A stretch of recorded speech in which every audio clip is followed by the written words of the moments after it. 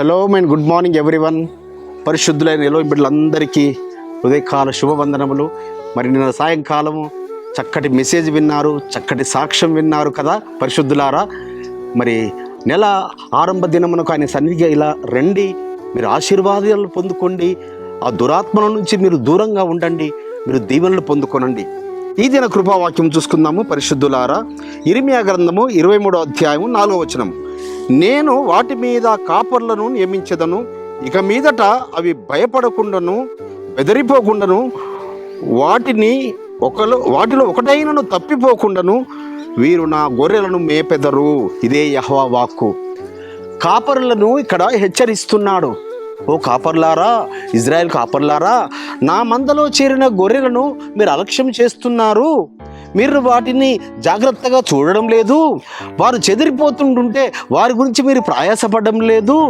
కాబట్టి కాపర్లారా, మేమేదో రెట్టింపు ఆశీర్వాదం పొందుకున్నామని, మేము రాజులైన యాజక సమూహం అని మీరు విర్రవీగుచు మీరు మరి గొర్రెలను అనగా విశ్వాసులను మీరు అలక్ష్యం చేస్తున్నారు.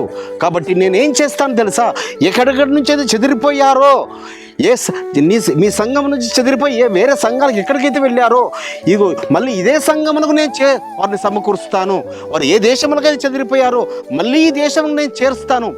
మిమ్మల్ని తొలగించేసి నాకు ఇష్టమైన కాపర్లను నేను నియమిస్తాను. సో కాబట్టి కాపర్లారా, ఎప్పుడు కానీ మనము ఆయన యొక్క అడుగుజాడల్లో, యెహోవా మెస్సీయ వారి అడుగుజాడల్లో మనం నడవాలి సుమా.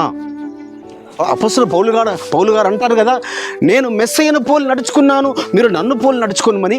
మరి మా అన్ని జనులందరికీ అపొస్తలుడైన పౌలు గారు చెప్తున్న మాటలు మనం ఎందుకు అలక్ష్యం చేస్తున్నాం? సేవకులారా, మరి మనం యొక్క మందలో ఉన్న గొర్రెల గురించి మనం అలక్ష్యంగా ఉండకూడదు. ఒకవేళ ఉన్నట్టయితే, ఎందుకంటే మాకు రెట్టింపు ఆశీర్వాదము కలదని, రెట్టింపు దీవెనలు కలదని అని మనము విర్రవేగినట్టయితే మనల్ని తీసివేసి మన స్థానంలో ఇంకా ఆయనకి ఇష్టమైన శ్రేష్ఠులైన కాపర్లను పెడతాడట. కాబట్టి కాపర్లారా జాగ్రత్త అని ఇజ్రాయేలుకి హెచ్చరిస్తున్నాడు. అదే హెచ్చరిక మనకు తెలియపరుస్తున్నాడు పరిశుద్ధాత్మ తండ్రి. కాబట్టి బిడ్డలారా, సేవకులారా, మరి మనము జాగ్రత్తగా మన గొర్రెలను చూసుకున్నట్టయితే ఆ పరమ తండ్రి మనకు రెట్టింపు ఆశీర్వాదం ఇస్తాడు, రెట్టింపు శిక్షణ ఇవ్వడు, మనల్ని తొలగించడు. ఆయన మనలను, మన కుటుంబాలను, మన వంశాలను వర్ధిల్లజేసి ఆశీర్వదిస్తాడు. ఆ విధంగా సేవకులందరినీ, పరిశుద్ధులందరినీ ఆశీర్వదించుదుగాక. ప్రార్థన చేసుకుందాం. పరిశుద్ధమైన తండ్రి, అవును నాయన, నీ గొర్రెల మీద మీరు కాపరులను నియమించి వాటిని కాచుతానని ఇచ్చిన వాగ్దానమును బట్టి మీకు స్తోత్రములు చెల్లిస్తూ నజరుడైన యెహోవా మెస్సీయ నామమున స్తుతించి ప్రార్థించి వేడుకుంటున్నాం పరమ తండ్రి.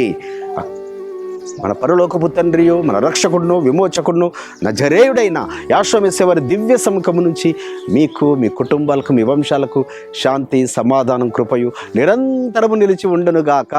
ఆమేన్.